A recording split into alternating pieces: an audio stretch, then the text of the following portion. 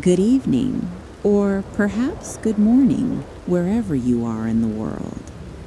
Before we begin, take a moment to settle in, get comfortable, and let the outside world slowly fade away. I'd love to know, where are you listening from tonight, and what time is it for you right now? Is it late into the quiet hours of the night, or are you just beginning your day somewhere across the globe? Let me know in the comments. I always enjoy seeing how far these stories travel. Tonight, we journey back in time to a world long before central heating, electric light, or modern comforts, to a time when winter was not just a season, but a true test of survival. Imagine the year is somewhere in the 1800s. The wind howls through endless forests, snow falls silently across vast, untouched land, and in the distance, a small wooden cabin glows faintly against the darkness. Inside, a family gathers close to the fire. Every crackle of burning wood, every flicker of flame, a quiet reassurance against the cold that waits just beyond their walls. This is a story of endurance, of resilience, and of the quiet strength it took to survive one of the harshest winters imaginable. So dim the lights, relax your mind, and let yourself drift gently into the past as we begin our journey into the long, cold winter of the 1800s. In the early autumn of 1803, when the amber light of the sun lingered an hour longer in the western sky, the people of the small frontier settlement near the great river spoke in hushed tones of the coming cold.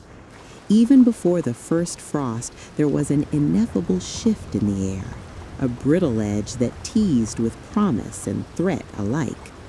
Farmers rising with dawn noticed that the dew upon the fields refused to evaporate. It lay like beaded silver upon the tall grasses and clover. Children running barefoot from the warmth of their beds would pause, puzzled, as their feet stung at the touch of the grass, thick with the night's chill. The elders, faces weathered by decades beneath sun and storm, stood at their doorways and watched the dark line of the forest to the north, sensing a season's change not merely in temperature, but in spirit. In those first days, the cold was a messenger, pale and tentative, whispering that life was about to transform. Inside every cabin and farmhouse, activity quickened. The hearth, that ancient heart of home, became a place of both warmth and thought. Men and boys took axes and saws to the surrounding woodlands, choosing dry oak, ash, and hickory for firewood. They worked from sunrise until the wind began to bite, stacking logs in neat, quivering towers beside barns and sheds. Women, their skirts tucked up to avoid snagging, sorted through baskets of herbs and roots, storing yarrow, sage, mint, and other dried plants that would lend scent and strength to winter stews. The children gathered fallen branches and kindling, learning early the chant of survival: stack high, keep dry, leave nothing to chance. As the sun sank each evening, fathers returned with cheeks flushed by exertion and eyes bright with the day's accomplishment. They brought with them not only wood, but the promise of warmth for weeks ahead. Nights when the wind would howl like a lonely wolf and the ice would claim every pool and creek. Mothers took these logs and placed them by the hearthstones, counting each piece like a blessing, knowing that warmth in winter was the difference between life and sorrow. While the air still permitted bare hands and damp soil, fields were worked with urgency. Men and women wielded sickles and scythes in rhythmic sweeps, cutting the last of the grain before frost could steal the sweetness from the stalks. Bundles of wheat and rye were tied and trundled to the barn, where mice already nibbled at their fringes, eager for the coming months of abundance. Squash, potatoes, carrots, and turnips, heavy with the earth's stored sunlight, were pulled from the ground in thick gloved hands and carried with care. The harvest was never merely agricultural labor. It was a final dance with warmth and life before the world turned white. Songs echoed across fields as wagons heaved with produce, and laughter, sometimes anxious, sometimes jubilant, rose with the dust. Children ran between rows, their laughter a counterpoint to the swish of scythes, filling the farmyard later with stories of secret apple trees and imagined treasures hidden beneath leaves. The harvest was both feast and farewell, a moment when every bright scarlet apple and golden ear of corn tasted like victory against the coming winter. As days grew alarmingly shorter and nights lengthened like stretched shadows, the rhythm of life changed irrevocably. Before the first snowflake fell, people noted how dusk arrived in the mid-afternoon, as though someone had drawn a curtain across the sky too soon. The sun, once a bold sovereign arching across a clear blue dome, now barely climbed above the horizon's dusty rim. Farmers would often stop their work before supper, not out of choice, but because the cold gray light made tasks increasingly difficult, and the wind carried a sting that crept beneath clothing and bone alike. By late afternoon, families gathered in the warmth of the hearth. Fathers carved wood or repaired harnesses. Mothers mended clothes and braided rugs. Older siblings told stories to the younger ones, their voices rising and falling with the flicker of firelight. These long hours before nightfall were fertile ground for memory and myth. Tales of winter sprites, of fur-clad travelers lost in snow, of distant lands where summers never faded. Every story, while enchanting, carried a kernel of caution. Respect the cold. Prepare your heart and hearth for the trials ahead. The first real snow came not with fanfare, but quietly while the settlement slept. At dawn, a silent white stillness lay upon the world, the roofs, the fields, the gnarled arms of old oaks now glistening with frost-kissed wonder. A hush, sacred and complete, greeted the waking. Children pressed faces to frost-etched windows, breath fogging the glass as they marveled at the pristine blanket that obscured familiar paths and fences. For adults, the first snow was a threshold, a beginning that promised both hardship and beauty. On that morning, workers paused and surveyed the world anew. Footprints left the day before had vanished, replaced by a flawless white tapestry that invited exploration, yet warned of hidden cold beneath. There was laughter at first, children flinging soft snowballs and fashioning snowmen with coal eyes, but beneath even this joy lay the sober realization that winter was no longer imminent, it was here. With the snow came the necessity of proper clothing. Most families could not afford the fine furs worn by wealthy trappers or traders. Instead, they relied upon wool and layered linen, patched again and again until it carried the history of seasons past. Women knitted long stockings and thick mittens by lamplight, the rhythmic click of needles as constant as the beating of a heart. Men wrapped themselves in heavy woolen coats, sometimes made from blankets, and pulled felted hats over ears already pink with the bite of frost. Indigenous neighbors, whose knowledge of the land ran deep, were often generous with guidance: how to felt wool more densely, where to find cattail fur for additional warmth, how to trim cloaks to reduce wind passage. Traders brought scraps of sealskin or deerskin, treasure traded in times of need for a handful of flour or salt. In these exchanges lay a shared understanding. Winter was a teacher of humility, and survival often required cooperation across cultures and boundaries. The hearth was a crucible of survival. Every morning before dawn, before the sky blushed with dawn's first promise, the fire was rekindled from embers banked deep under cold ash. Wood was fed slowly, piece by piece, so the heat could become a steady companion rather than a blazing, wasteful flame.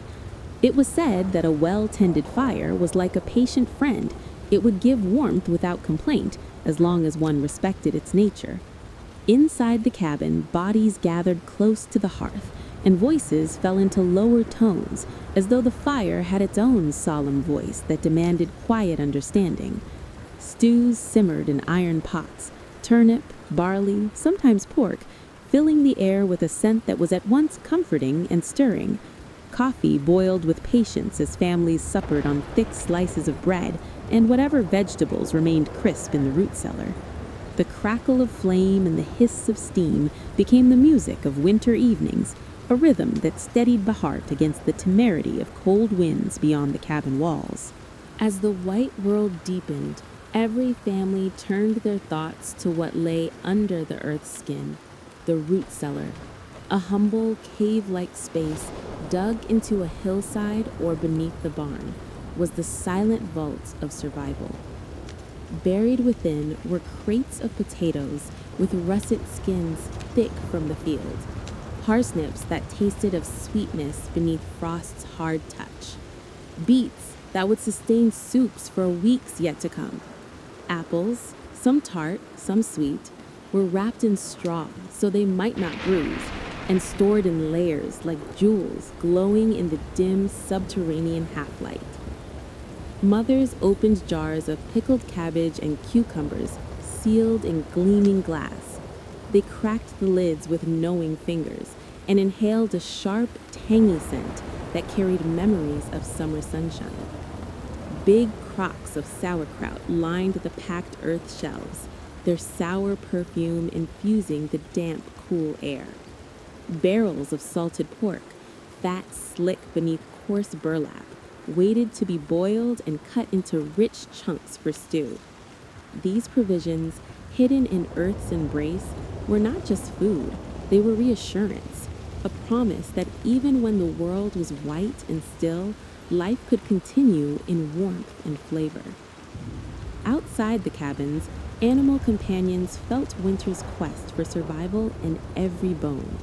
Workhorses, loyal and patient, had been brushed and blanketed in layers of thick woolen cloth. Men trudged alongside them each morning, breath billowing in puffs of white, guiding hooves through banks of snow to unfrozen water troughs. Horses stood with hobbled patience, their flanks misting in cold air, trusting that humans, their lifelong partners, prepared feed and shelter well before the next gale struck. Dogs, those vigilant guardians and beloved companions, padded about in wide, confident steps. Many wore simple leather collars or braided straw wraps around their paws to reduce frostbite, though the chill still gnawed at delicate pads. Wolves and coyotes, distant relatives, skulked at the edges of settlements, drawn by scent and hunger. On bitter nights, dogs huddled close to the hearth or beside sleeping children, breathing warmth into the shared blankets. In every meadow and yard, the rhythm of snores and the twitch of dreams testified to an animal wisdom as ancient as the cold itself. In towns and villages, where wooden houses and modest shops clustered near dusty main streets, the first snow changed the rhythm of commerce and life. Blacksmiths paused at noon to wipe a sheen of sweat from brows and survey windows half frosted with intricate, fern-like patterns. Bakers rose while stars still glittered in the cold sky to stoke ovens beyond their roaring midday fire, rising loaves of brown bread that would be sold warm, a fleeting but treasured luxury. Children made their way to a one-room schoolhouse, their breath steaming in soft clouds, eyes wide with reminders that winter was no longer a rumor, but a season reigning over them. Shopkeepers draped heavy blankets over store windows at night, slowing heat loss and protecting fragile goods, buttons, thread, flour sacks, and yards of cloth for mending. Horses' hooves clattered on snow-packed boards of the street, and the ring of harness bells was as much a part of winter's score as the gusts threading through narrow lanes. At taverns, travelers warmed frozen fingers around mugs of hot cider or diluted spirits, telling tales of frozen creeks and lost gloves, of roads so soft with snowpack that wheels seemed swallowed by the white path. In the Great Plains, where grass once waved like liquid gold, winter snow fell in shimmering drifts that could swallow wagons whole. Travelers and homesteaders learned early to read the language of the prairie wind, to know where snow would deepen like a sea and where drifts would lie shallow like ripples frozen in place. A family crossing these open lands with a loaded wagon moved slowly at first, then with a gritty resolve that came from necessity. When the snow fell fast enough to blur the horizon, they wore scarves over faces, goggles made from greased cloth, and pinned every edge of garment so wind could not find a way beneath. The horse teams strained, bells on their collars chimed a forlorn, hopeful tune against the whisper of falling flakes, as the driver cracked his whip, not in anger, but in ritual, to tell the animals they were seen, they were needed, and together they would press forward. Children in the wagon, cheeks colored like ripe berries, peered up at the sky, finding wonder in every flake's descent, each one a crystalline miracle despite the cold that bit beneath their layered coats. Nights on the prairie were like nothing else, deep, breathtaking silence, punctuated only by the low moan of wind and the rhythmic crunch of tired hooves. Rivers, once lilting and bright with summer reflections, became slow mirrors of ice and cold. First, a fragile skin of clear ice stretched across shallow bends. Then, with patient insistence, the ice thickened, cutting off the lazy flow and turning the river into a living road. Ice fishermen walked across it with care, augers in hand, cutting neat circles into the opaque surface to drop lines of baited hooks for trout and pike. They sat with stupor and patience in the bitter air, breath hissing in rhythmic puffs, trading tales of early winters that raged like beasts and mild ones that teased like coy lovers. Young boys, bundled so thoroughly that only eyes and nose peeked from quilts of wool, slid across the thick ice on simple skates honed from repurposed metal. Laughter soared like warm smoke, bright against the white dais of river ice. Mothers watched from the shore, hands wrapped tightly around steaming mugs, marveling at how children transformed cold into play. But beneath the joy was always respect. Thin ice was danger, a sudden crack, a shattering note that could end laughter with panic. Survival in winter, even in sport, was always wreathed in caution. Winter did not arrive silently. It had its own voice. The hiss of wind against eaves, the groan of old trees bending beneath heavy frost, and the sudden startling crack of a branch giving way under ice all became part of the daily soundscape. At dusk, when lamps were lit and families drew close to supper, the wind sometimes sounded like a procession of ghosts, a hollow moan that bent the heart toward reverie. Children, tucked beneath quilts that smelled faintly of lavender and smoke, listened for familiar creaks and rattles and learned to distinguish the howl that meant approaching snow from the whisper that meant passing chills. Every sound in winter was a lesson. Drums of frost on roofs told of deeper cold to come. The crunch of fresh snow beneath booted feet gave rhythm to morning chores. At night, some whispered that the wolves called to each other across great distances, their howls echoing against hills like ancient longing. Others said it was merely wind teasing imagination. Yet each household knew the music of winter was both wonder and warning, an unbroken score that carried them through long nights. As snow deepened on the land, roads became both treacherous and lonely. Wagon ruts filled with ice and slush slowed travel to a crawl. Frontier families, who once relied on carts for hauling goods, now layered burlap and straw beneath wheels to reduce freezing. Bridges over small creeks were slippery and often hidden beneath snowdrifts, demanding careful observation and patience. Travelers learned to read the landscape, a dark line of bare trees, a subtle change in snow texture to anticipate where paths led or ended. Coaches in towns moved cautiously, horses' hooves ringing against icy cobblestones. Passengers wrapped themselves in thick cloaks, blankets draped across knees, cheeks pink from cold that penetrated even layers of wool. Inns along the road offered warmth, fire, and bread, often bustling with merchants, trappers, and travelers sharing news of road closures, deep drifts, or sudden storms. Winter travel was slow, deliberate, and fraught with uncertainty, teaching all who journeyed that preparation was as vital as courage. With the bitter cold came the specter of sickness. Coughs echoed through cabins, influenza spread quietly along trade routes, and frostbite claimed the fingers and toes of the unprepared. Families relied heavily on home remedies, decoctions of willow bark for fever, honey mixed with herbs to soothe sore throats, poultices of cabbage leaves and clay for inflamed limbs. Indigenous communities shared vital knowledge, teaching settlers to brew teas from pine needles, juniper berries, or inner bark to strengthen lungs and stave off infection. Nutrition was equally crucial. Winter diets, while monotonous, aimed to provide caloric warmth.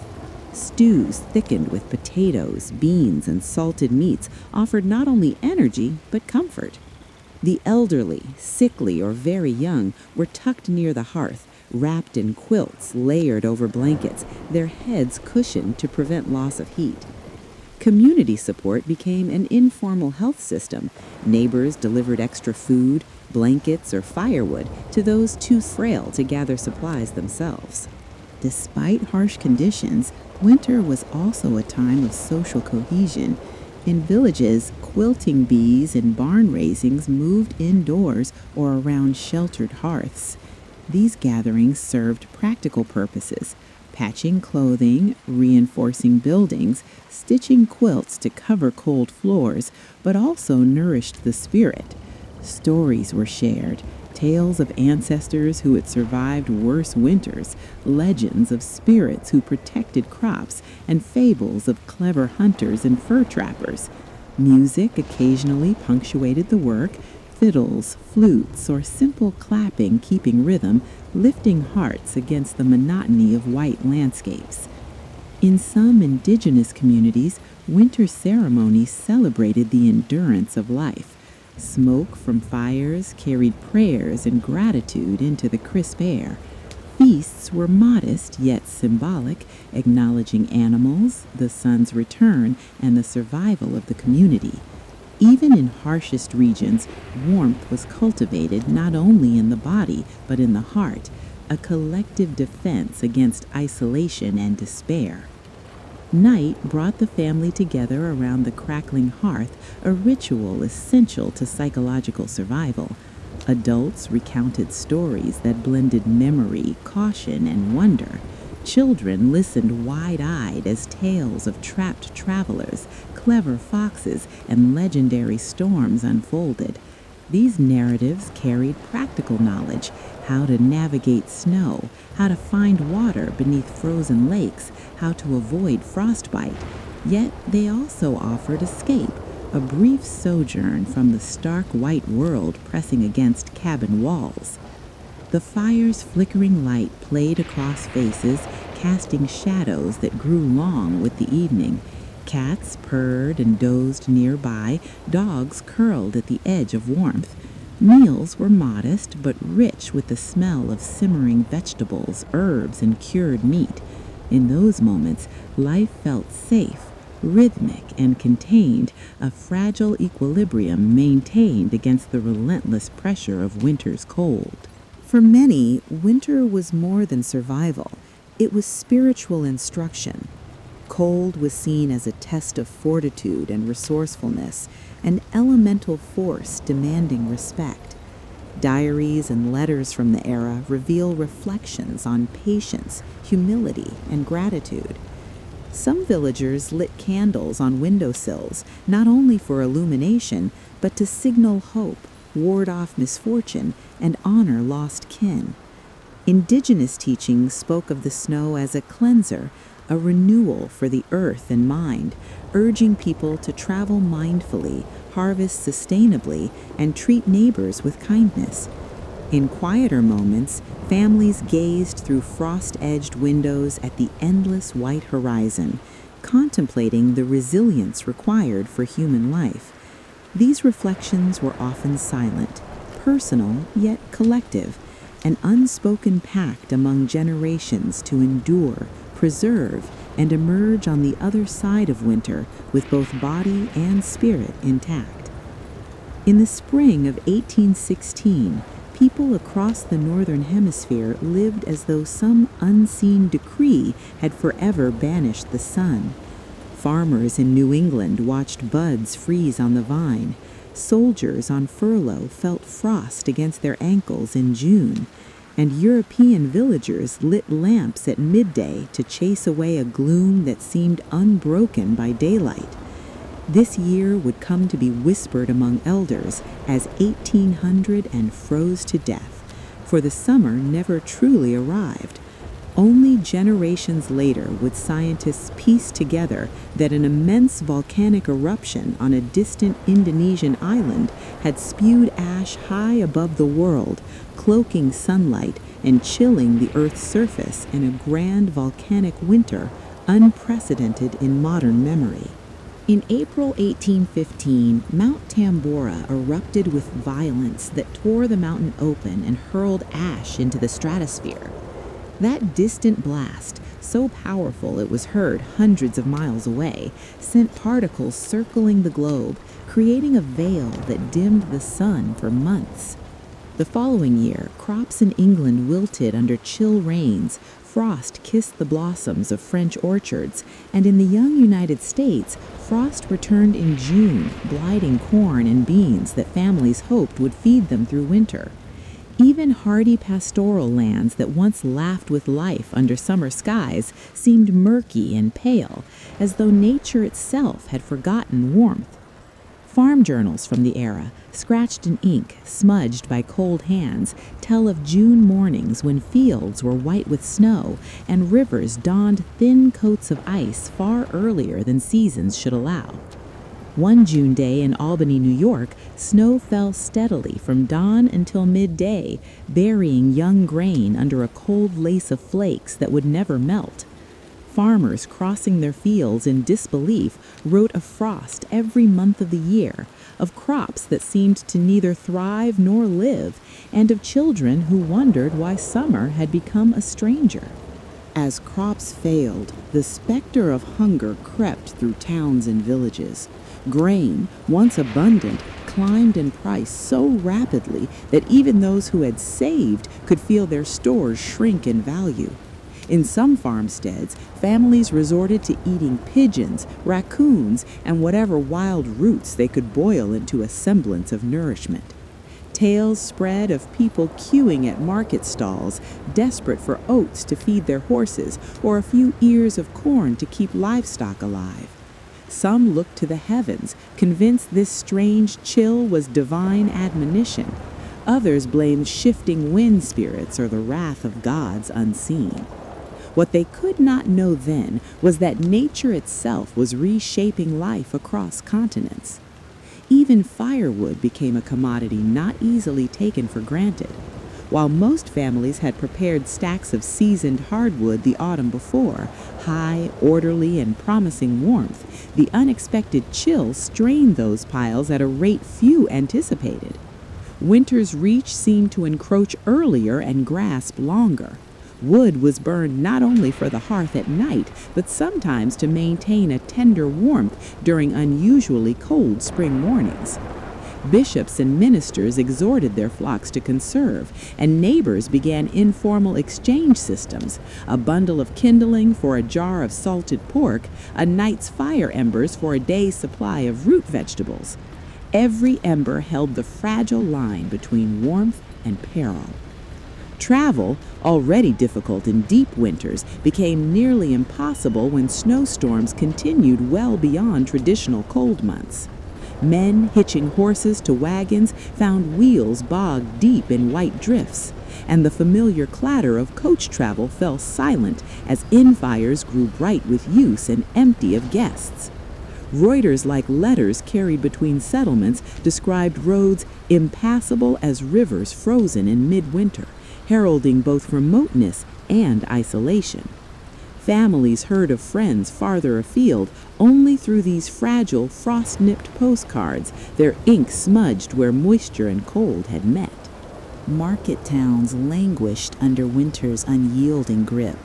Bread, a daily staple, became lean where flour was priced by weight and golden tokens of currency. Bakers measured dough as if each loaf was a prayer, rationing warmth beneath heavy blankets to coax life into yeast that, under normal summers, would have danced easily. Livestock markets saw skeletal cattle massed in pens, their ribs etched against winter's outline, and traders whispered of creatures worth far less than meat, for the cost of feeding them through endless cold exceeded their value. Every aspect of agrarian life bent toward survival, and every soul felt the strain. Even as desperation grew, people clung to stories that warmed the heart. Around hearths, wood smoke curled like prayer flags toward ceilings darkened by soot and season. Elders told of winters past, softer, quieter, and children listened wide-eyed as parents spoke of mythical frost sprites and wind giants hammering ice into riverbeds. Fiddlers in village halls played lamenting tunes, waltzing shadows beneath torchlight, reflecting both sorrow and resilience. In those gatherings, each note was a testament that even against relentless cold, human warmth, in music, in laughter, and shared bread, continued to flourish. For some, the hardships sparked thoughts of distant lands and warmer fields. Tales of fertile valleys west of the Appalachians spread like wildfire in cold hearth tales, whispering promises of soil unclaimed and seasons more forgiving. Families weighing their few belongings debated hearth loyalty versus the chance of greener climes. Agricultural songs of westward migration took shape in towns, carried by folk carrying hearts palpably full of both fear and hope. In those fraught years following 1816, movement ignited, a turning point that would help reshape the map of settlements beyond the icy grasp of the East. As autumn finally came on weaker wings than any in memory, people paused to reflect on a year that twisted all seasons. Many did not speak of it with bitterness, but with an odd reverence for survival, for the ways in which shared hardship forged new community bonds and rekindled ancient wisdom about preparation, resilience, and respect for nature's unpredictable scale. In Europe, famine and unrest soon gave way to renewed determination. In North America, families pooled resources and lent strength to those waning under winter's cruel reach. They could not know then how deeply that strange year would echo through history, in art inspired by moody skies, in migrations that shifted populations, and in a collective memory bound tightly to cold and survival. Blizzards came suddenly, often without warning, their icy fingers sweeping across the plains or down valley towns. Travelers on open roads would be caught unawares, snow thick enough to obscure fences, homes, and even the dim glow of distant lamps. Frontier families, aware of the signals, a sudden drop in temperature, strange stillness among animals, a sharp wind from the north, would shutter windows, double the fire in the hearth, and gather children close, their small faces pressed against wool blankets. The sound of a blizzard was unlike any other, a deep, unrelenting howl that bent trees, rattled rooftops, and stirred the dust of lifelong past into every corner of a cabin. In the heart of a storm, the hearth became not just a source of warmth, but a beacon of hope. Families maintained fires through long, bitter nights, feeding them with every dry log available, coaxing sparks into lasting flame. Smoke spiraled through chimneys, marking the human presence in an otherwise frozen landscape. The simplest of tasks, boiling water, cooking turnips, rendering fat, became sacred rituals, each act infused with careful attention and reverence for survival. Fires also served practical purposes. Heat prevented pipes from freezing, thawed water kept the family hydrated, and the steady glow offered psychological comfort against the oppressive darkness of endless snow. By midwinter, stores began to dwindle, forcing ingenuity. Cabbages, turnips, and root vegetables were boiled slowly in iron pots, thickened with breadcrumbs, barley, or dried beans. Salted meats, pork, beef, occasionally venison, were rationed in small, measured portions to extend their use. In towns, bakers offered bread in limited quantities. In frontier homesteads, families baked only what was immediately necessary to conserve firewood and flour. Water, often drawn from near-frozen wells, was heated sparingly, each cup a careful measure of life. Survival became an intricate choreography. Heat, nourishment, and energy were balanced against the unforgiving demands of winter. Many frontier families innovated to retain heat. Thick blankets of straw were layered beneath floors. Doors were sealed with cloth or mud to prevent drafts. Even windows were coated with thin layers of animal fat to reduce heat loss. Indigenous techniques, shared through trade or observation, were adopted. Smoke from fires was directed to heated stone walls. Tightly woven mats insulated sleeping areas, and small alcoves were carved in cabins to trap warmth near beds. In towns, shutters were closed against wind, attics were cleared to reduce cold circulation, and neighbors sometimes gathered to reinforce walls in shared spaces. Every adaptation was a matter of life and death, a daily negotiation with the elements. Travel outside the immediate home became treacherous. Roads were often swallowed by drifts, some tall enough to hide fences or even wagons. Settlements became islands in white seas. Communication with distant relatives or markets slowed to weeks. Children learned early to navigate drifts in familiar paths. Men measured snow depth to determine safe routes for livestock or supply retrieval. Isolation heightened both fear and solidarity. Neighbors became crucial sources of aid, whether delivering firewood, bringing food, or sharing news of approaching storms. Frostbite was an ever-present threat. Fingers, toes, ears, and noses became numb in minutes when exposed to wind and snow. Families learned preventative techniques through experience, layering wool, rotating tasks to limit exposure, warming extremities near the hearth after short excursions, and rubbing circulation back into cold limbs. Severe cases could leave permanent damage, a reminder of winter's brutal authority. In frontier regions, those caught outdoors by mistake, hunters, messengers, or children playing too long, faced a delicate dance between panic and patience, learning that survival required both careful planning and humility before the cold. Winter survival demanded cooperation. In rural villages, neighbors shared firewood and meat. They warned each other of approaching storms and sometimes pooled resources to feed families whose stores had failed. Indigenous communities offered knowledge of edible roots, shelter building, and hunting techniques suited to extreme cold. In towns, Communal granaries and markets were essential. Bakers, butchers, and farmers coordinated to stretch resources across the population. Even the smallest acts, sharing a blanket, lending a sled, tending another's fire, became critical contributions to collective survival. Beyond physical endurance, mental resilience was paramount. Long nights, isolation, and the relentless cold tested patience and hope. Storytelling became a vital tool.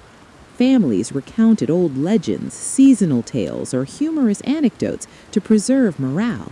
Music, where available, lifted spirits. Simple rhythms of clapping or fiddle tunes reminded people of continuity, of human presence in the vastness of white. Writing in journals or letters offered solace, a method of organizing thoughts, fears, and gratitude. These practices were as essential as food or fire, intangible strategies for enduring the relentless winter. Years like 1816, the year without a summer, taught profound lessons. Communities that survived longest were those that planned ahead, diversified crops, conserved fuel, and cooperated across social boundaries. Folk wisdom about layering clothing, rationing food, and maintaining warmth became formalized in letters, diaries, and local teachings. People understood that survival was a combination of knowledge, skill, and instinct, and that respect for the forces of nature was not optional but essential. Winter hunting required skill, patience, and deep knowledge of the land. Forests blanketed in snow became both a hunting ground and a trap. Tracks of deer, rabbit, and fox could be read like lines in a book. Hoofprints pressed deep in soft snow. Faint scratches where small animals searched for buried roots. Hunters dressed in layered wool, fur-lined boots, and cloaks to camouflage against the white expanse. Rifles and bows were carried carefully, their metal cold to the touch, requiring gloves that preserved dexterity. Hunting trips were long and deliberate. Men tracked game for hours, reading the subtle signs left behind: broken twigs, tufts of fur, and footprints winding across drifts. Success meant fresh meat for stew, pelt for clothing, and bones for tools, a complete cycle of sustenance.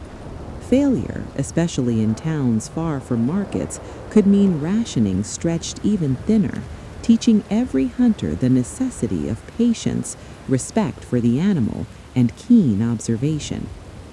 For smaller creatures, rabbits, squirrels, and birds, trapping provided essential supplementation. Snares were hidden in brush, baited with scraps of bread or fruit saved from the summer harvest. Birdlime and simple nets were used near frozen streams to catch waterfowl that had not migrated. These small acts of ingenuity kept kitchens simmering, particularly for families isolated by deep snow. Children often assisted, learning the craft from elders, and in doing so absorbed lessons about rhythm, patience, and the interconnectedness of life in the frozen woods. When storms raged outside, people turned inward. Knitting, weaving, and sewing became daily rituals, producing clothing, blankets, and patches for worn garments. Women spun wool into yarn, dyed with natural pigments from berries and roots, creating vibrant threads that would warm both body and spirit. Men mended tools, sharpened knives, and repaired wooden implements essential for hunting, farming, and firewood collection. Crafts were more than utility. They were meditative acts, each stitch, cut, or carve a way to pass time, maintain skill, and preserve hope during months when outdoor life was nearly impossible. Winter kitchens were places of both creativity and survival. Smoke curled from iron stoves and large kettles, soups bubbled with salted meats, root vegetables, barley, and dried herbs. Families boiled sugar and molasses into glazes to coat small pastries or preserve fruit. Pickling continued indoors, with cabbage, cucumbers, and even berries transformed into long-lasting sustenance. Root cellars remained vital, their cool darkness preserving potatoes, onions, and apples while keeping them safe from frost. Every action in the kitchen, from stirring a stew to sealing a jar, was a calculated measure to stretch limited supplies through months of isolation. Even in hardship, winter brought ritual and celebration. Christmas and New Year were modest but meaningful. Candles lit in windows, small gatherings around the hearth, and simple treats like sugar cookies or roasted chestnuts. Families sang carols, recited poems, or told stories passed down through generations. These moments broke the monotony of endless white, strengthening communal bonds and offering respite from relentless cold. In frontier areas, neighbors might gather for music and storytelling, sharing food and warmth in barns or homes too small for full households, creating traditions that blended practicality with joy. Winter was a time for reflection and ritual. Fireside prayers, blessings over meals, and silent gratitude for survival became commonplace. Indigenous communities performed ceremonies honoring animals, the sun, and spirits of the land, teaching settlers to respect cycles of nature. Many settlers integrated these ideas into daily life, seeing winter not only as a challenge, but as a spiritual teacher. Patience, humility, and gratitude were lessons writ large in snowdrifts, frost, and long, quiet nights. Children were not idle observers. They were active participants in survival. They carried water from wells, helped feed livestock, gathered kindling, and assisted in kitchen tasks. Play adapted to the cold. Sleds became vehicles for hauling firewood, snowbanks for building shelters, and indoor games for teaching patience and dexterity. These early lessons forged resilience, imparting both practical skill and psychological endurance, ensuring that the next generation would carry forward the knowledge needed to survive winters as harsh as the one recorded in the history books. Winter had its own music, a symphony of survival. Wind whistled through trees, rattling shutters and creaking beams. Snow muffled footsteps, creating a hushed, ethereal silence punctuated only by the crackle of firewood and the distant bark of dogs. Inside, the hum of spinning wheels, chopping knives, and bubbling stews provided a comforting rhythm. People attuned themselves to these sounds, recognizing signals of weather change, the presence of neighbors, and even the subtle warning signs of danger in isolation. Life in winter was as much about listening as doing, attuning senses to survive. By midwinter, families understood that survival depended on balance between work and rest, heat and cold, food and rationing, solitude and community. Each day was a carefully measured negotiation with nature.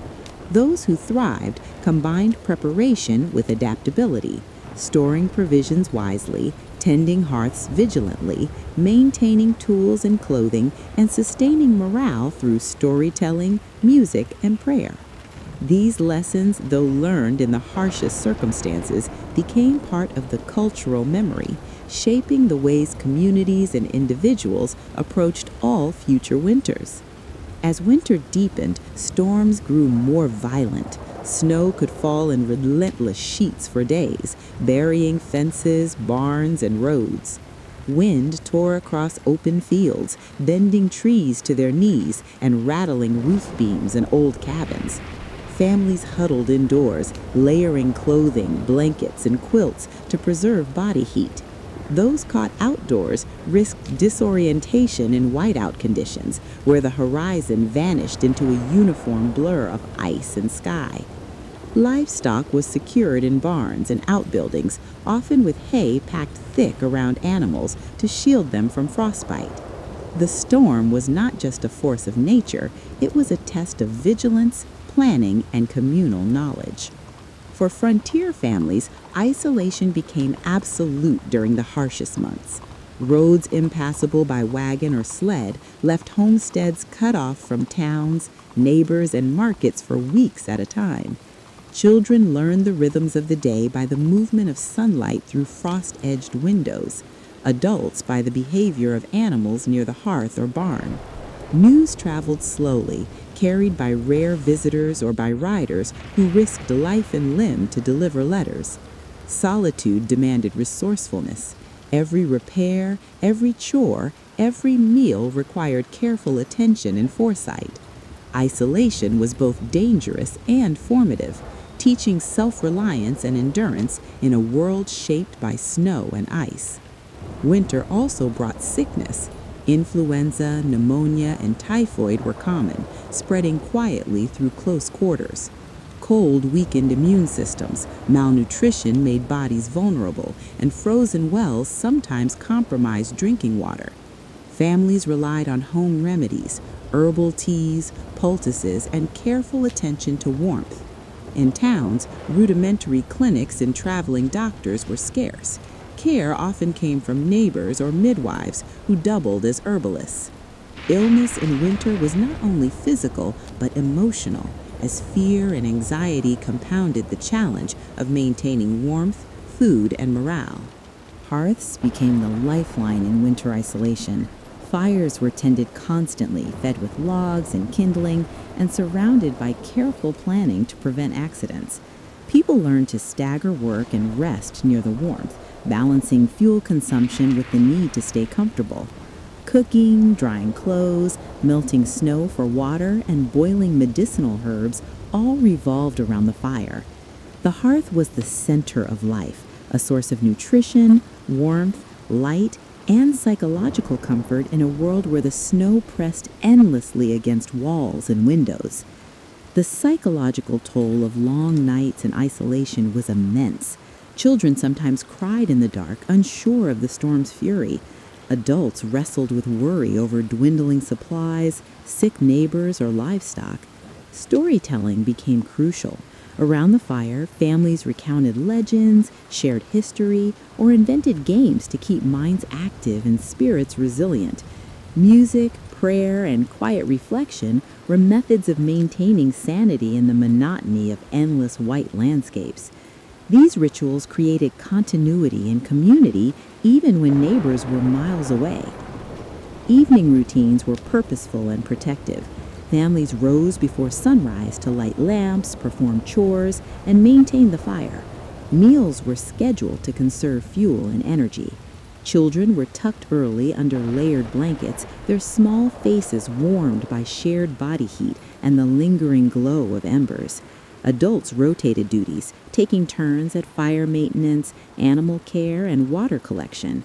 These practices were both practical and psychological. Establishing routine offered a sense of control over an otherwise unpredictable winter world. Isolation did not entirely sever communities. Neighbors relied on signals, smoke from chimneys, footprints in snow, or simple notes left in agreed locations. In towns, inns, and trading posts, travelers relayed news about roads, markets, and weather. Letters traveled slowly, often buried under snow for days, but they connected families, reinforced social bonds, and allowed the transfer of vital information about survival strategies. The human need for connection persisted even under extreme conditions, demonstrating resilience that matched physical endurance. The long winter nights demanded adaptation. Windows were sometimes covered with oiled paper to reduce drafts, floors insulated with straw, and doors sealed with cloth. Food preservation became art. Dried meats, pickled vegetables, and root cellars kept families alive. Clothing was layered, patched, and carefully maintained. Mittens and boots were essential lifelines. Knowledge passed between generations. What to eat, how to layer, where to store water was the difference between survival and tragedy. Every action was deliberate enough to protect life against both the cold and uncertainty. As the hours of night lengthened, families often reflected on the fragility and resilience of life. The cold, the storms, the isolation, All were tests of patience and ingenuity. Journals, letters, and whispered stories documented both loss and triumph. Livestock saved, fires kept burning, children fed, neighbors aided. Winter was harsh and unrelenting, yet it forged a rhythm of life that demanded respect, preparation, and perseverance. In enduring the long nights, people discovered not only the limits of endurance, but the depth of human adaptability and the enduring warmth of community, even when snow pressed thick against every wall. With summer long gone and the first snow settled, families turned fully to preserving what remained from harvest. Root vegetables were stored in deep cellars lined with straw to prevent freezing. Apples were kept in cool, dry corners, their skins dusted with ashes to reduce spoilage. Meat, smoked, salted, or dried, provided protein throughout the winter. In frontier areas, families sometimes buried frozen food under snow to act as natural refrigeration. Preserving food required skill, attention, and a constant check for spoilage, as any loss could mean real hunger during the months ahead. Winter reshaped the economy. With travel limited, communities relied heavily on barter. A family with extra firewood could trade bundles for flour or sugar. Hunters might exchange furs for preserved grains, and townsfolk pooled resources to ensure everyone had essentials. Markets, when reachable, were small, crowded, and vital lifelines. Prices fluctuated wildly with scarcity, and knowing what to stock or conserve became a form of survival wisdom. These winter economies reflected the adaptability of people under stress. Social bonds and shared need became the currency as much as coins. Caring for animals was critical. Horses, cows, sheep, and chickens required shelter from snow and freezing temperatures. Farmers used straw for bedding, layered hay for warmth, and fed animals rations carefully measured to last weeks. Ice on water troughs needed constant attention. Buckets were broken and thawed daily to prevent dehydration. Illness could sweep through livestock rapidly, making observation and isolation essential. Every animal saved meant a continued source of food, labor, or clothing. Every loss could tip a family into desperation. Survival strategies varied regionally. In New England, heavy snowfall led to innovations like snowshoes and sleds for transport, while mid-Atlantic settlers relied more on barns and root cellars to withstand occasional ice storms rather than continuous deep snow. In frontier regions, settlers borrowed techniques from indigenous communities: insulation from animal hides, foraging for winter berries, and strategic hunting of larger game to supplement sparse stores. In urban centers, citizens relied on bakeries, coal for heating, and communal sharing, often paying inflated prices but benefiting from denser networks of assistance. Each region molded survival strategies to its environment, demonstrating both ingenuity and adaptation. Scarcity encouraged creativity. Families stretched ingredients into multiple meals. Dried beans, grains, and a few vegetables could be turned into thick soups, stews, and porridge. Even scraps were not wasted. Bones became broth, leftover bread made into puddings, and fruit peelings boiled into preserves. Creativity was not mere preference, it was necessity. Every meal was a combination of calculation and tradition, balancing nutrition, warmth, and limited supplies. Children learned early how to make something substantial from little, a skill vital for survival and family contribution. Labor itself shifted with the season. Snow and frozen ground limited farming, so families focused on maintenance, mending tools, chopping wood, sewing, or constructing storage. Tradespeople adapted. Blacksmiths remained busy repairing wagons and horseshoes, coopers made barrels for winter storage, and tailors crafted warm clothing. Those with skills became essential in local economies, and communities recognized the value of expertise. Barter, shared labor, and mutual aid were all strategies to survive winter's harsh grip. Severe weather disrupted communication. Letters were delayed by snow-blocked roads, travelers risked frostbite to deliver news, and even telegraph lines, where present, could be damaged by ice storms. Families relied on local observation. Wind directions, snow patterns, and animal behavior indicated approaching storms. Communication became as much about survival as social connection, a means to prepare, protect, and anticipate. Winter was not only a physical trial, but a mental one. Communities used shared meals, storytelling, and occasional games to maintain morale. Music, even simple tunes on a fiddle or flute, brought warmth to cold homes. Parents taught children songs, taught practical skills, and created small celebrations around remaining food or a warm fire. Mental resilience, hope, patience, and ingenuity was as important as calories or wood, ensuring families endured both long nights and scarcity with determination and purpose. By midwinter, routines became ingrained. Mornings began with water and fire tending, followed by chores inside and outside, rotations of heating, feeding animals, and preparing meals. Afternoons often involved crafts, repairs, and planning for the next day. Evenings centered around warmth, storytelling, and reflection. These cycles became rhythm and reassurance, anchoring life in a season that might otherwise feel endless and chaotic. Winter was not static. Sudden thaws or freezing rain could quickly change the landscape.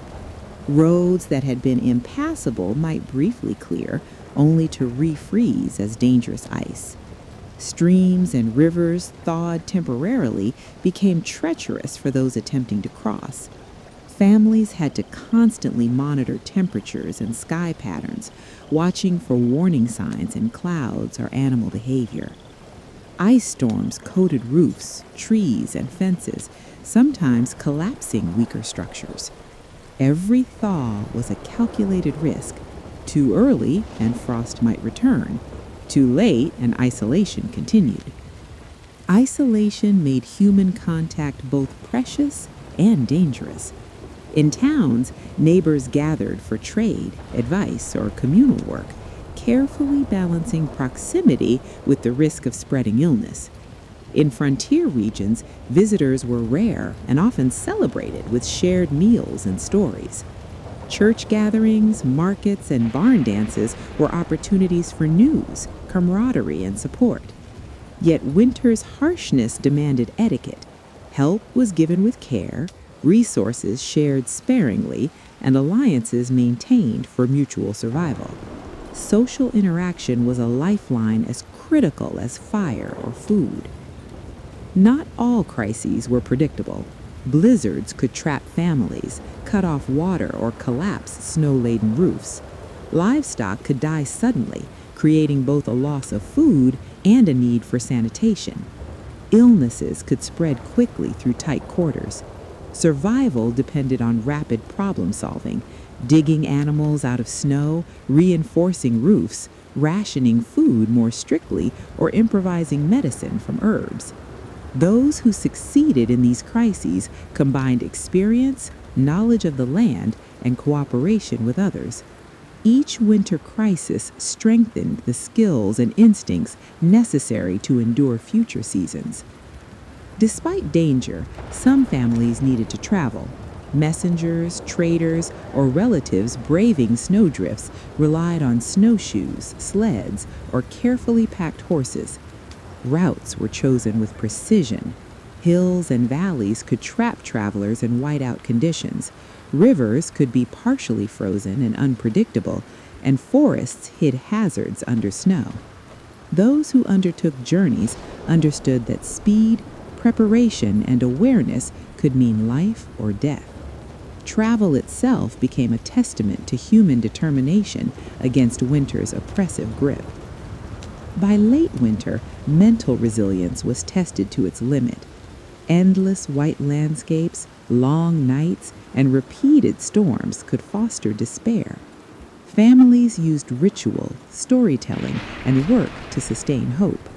Children were kept occupied with crafts or lessons, Adults rotated chores and storytelling to maintain energy and morale. Observing seasonal changes like the slight lengthening of daylight or the first signs of thawing streams offered small but critical hope. Psychological endurance, cultivated over months of hardship, was as essential as any physical preparation. Even in the heart of winter, signs of spring crept slowly into daily life. Sunlight lingered longer in the afternoon, ice began to thin along streams, and birds cautiously returned. Families prepared for the thaw, checking barns, inspecting tools, and planning early planting schedules. Community networks remained vital, sharing news of road conditions, livestock health, and seed availability. The anticipation of spring became motivation, giving energy to the final stretch of winter. The final weeks of winter were often the harshest, a period historians called the dead of winter. Families doubled down on strategies, rationing food carefully, conserving fuel, and ensuring animals survived. Work indoors, repairing tools, crafting clothing, preserving leftover food, intensified. People relied on rituals and routines to structure days, manage fatigue, and maintain morale. Every act of preparation was a rehearsal for survival, blending foresight, experience, and community cooperation. Around hearths, stories recounted past winters, the year a barn collapsed under snow, the neighbor who fell ill and was nursed back to health, the family that survived on minimal rations through a blizzard. These narratives carried both practical advice and psychological comfort. They reminded listeners that survival was possible and that human ingenuity, cooperation, and resilience could overcome even the harshest winter conditions. These stories also reinforced community identity and cultural memory, passing lessons from one generation to the next. By late winter, reflection became natural. Families considered what had been lost, what had been preserved, and the strategies that had ensured survival. Each hardship, storms, scarcity, illness, and isolation was a lesson in patience, adaptability, and cooperation. Observing subtle environmental changes, sharing knowledge, and maintaining hope prepared communities for the eventual thaw. Winter, though merciless, became a teacher of endurance, ingenuity, and the resilience of human spirit. After months of snow, ice, and biting cold, the first signs of thaw were subtle but unmistakable. Snowbanks softened at the edges, streams gurgled beneath partially frozen surfaces, and the scent of damp earth seeped into cabins and cellars. Families emerged cautiously, testing the firmness of thawing ground before stepping beyond the cleared yard. Windows were opened to release stale, heated air, and fires were reduced to embers, though the nights remained cool. Every thaw marked a slow transition, a tentative easing of winter's relentless grip. Spring was a season of repair and renewal. Roofs damaged by ice and snow were patched, fences rebuilt, and barns cleared of accumulated ice and debris. Tools dulled by winter wear were sharpened, sleds, wagons, and plows were checked and mended. Families and neighbors worked together, sharing labor and resources to prepare homesteads for planting and mobility. Even small efforts, such as repairing a door or reinforcing a chimney, had lasting impact, ensuring that the months of survival did not leave lingering vulnerabilities. Animals that had endured months of cold required careful attention. Feedings increased, pastures were examined as snow receded, and livestock were allowed to roam gradually as the ground thawed. Weak animals received extra care, warm bedding, additional rations, and gentle handling. Recovery from winter stress was gradual.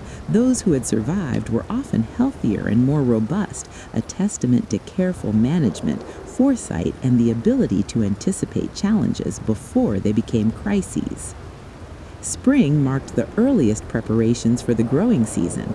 Seeds stored from the previous year were sorted, soil inspected and tilled where possible, and gardens readied for planting. Root crops were sometimes replanted in sheltered areas, while hardy vegetables were sown as soon as frost risk diminished. Planting required careful observation of soil and weather, as misjudging the thaw could destroy tender seedlings. Families understood that surviving winter was only part of the cycle. Preparation for productive months ahead ensured continued sustenance and security. As roads cleared and rivers became navigable, communication and trade resumed in earnest. Neighbors visited more freely, markets reopened, and news traveled again. Families who had survived isolation shared stories, resources, and warnings. Community gatherings celebrated the end of the harshest months. Shared meals, music, and even small festivals allowed both children and adults to release the tension accumulated over winter. Social bonds, tested and strengthened, became central to rebuilding life. Surviving winter was more than enduring cold. It was a series of lessons in patience, ingenuity, and cooperation. Families reflected on which strategies had worked and which had failed, recording experiences in journals or recounting them in stories. Children learned the rhythm of seasons, the value of preparation, and the importance of community. Elders shared wisdom gained through decades of winters, ensuring that practical knowledge became embedded in the collective memory of the settlement. Spring brought not only physical relief, but psychological renewal. The longer days, warmer sun, and greening landscape lifted spirits, alleviating the mental fatigue that had accumulated through months of isolation and storms. Families celebrated small victories, surviving illness, maintaining stores, protecting livestock, and enduring the harshest nights. The human mind, like the landscape, began to recover, filled with renewed hope, energy, and anticipation for the productive months ahead. The long winter left enduring lessons. Adaptability, planning, skill, and cooperation had proven essential for survival. Families understood the necessity of diversified food stores, layered clothing, careful rationing, and reliance on community. They learned to read the weather, track the land, and respect the limits of both human endurance and nature's power. These lessons were more than practical. They shaped character, social bonds, and the rhythm of life in rural and frontier communities for generations to come. Even as the last snow melted, people remained aware that winter would return.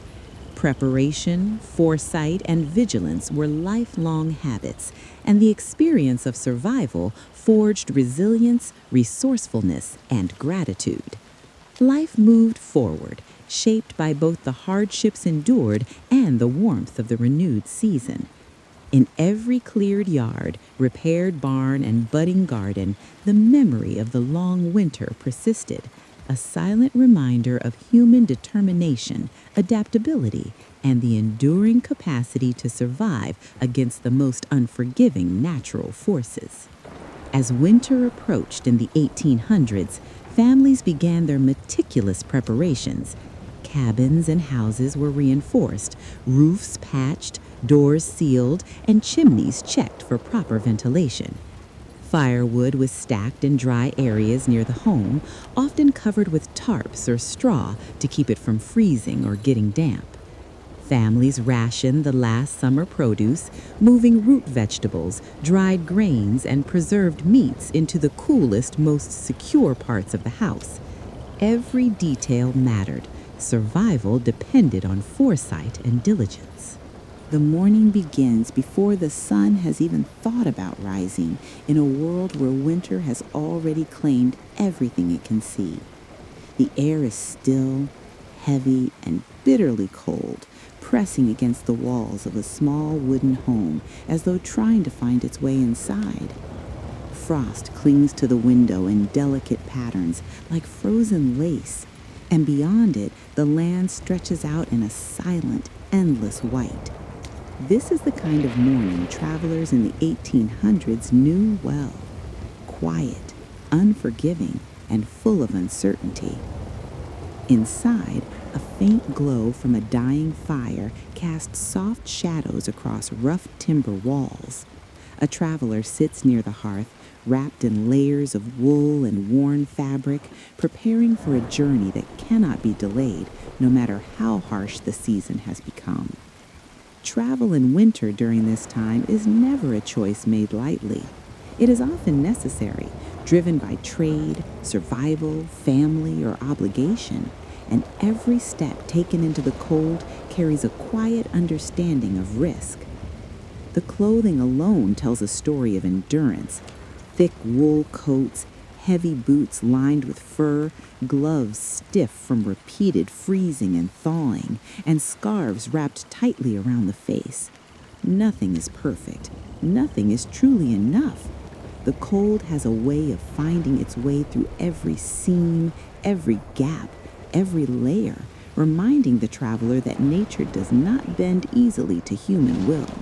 Outside, the world is silent in a way that feels almost unnatural. Snow absorbs sound, softening even the crunch of footsteps. The wind, when it comes, does not howl immediately. It creeps, whispering across the land before rising into something sharper, something that cuts through the air and stings the skin. Horses, if there are any, stand close together, their breath rising in thick clouds, their patience as tested as the humans who rely on them. Travel in the 1800s, especially in winter, is slow, painfully slow. There are no engines to rely on, no heated cabins, no smooth roads carved through the land. Every journey is shaped by the terrain itself. Frozen paths can be both a blessing and a danger, hard enough to travel on, yet treacherous with hidden ice beneath the snow. A single misstep can lead to injury, and in this cold, injury is often far more than an inconvenience. A wagon, if the traveler is fortunate enough to have one, creaks under the weight of supplies.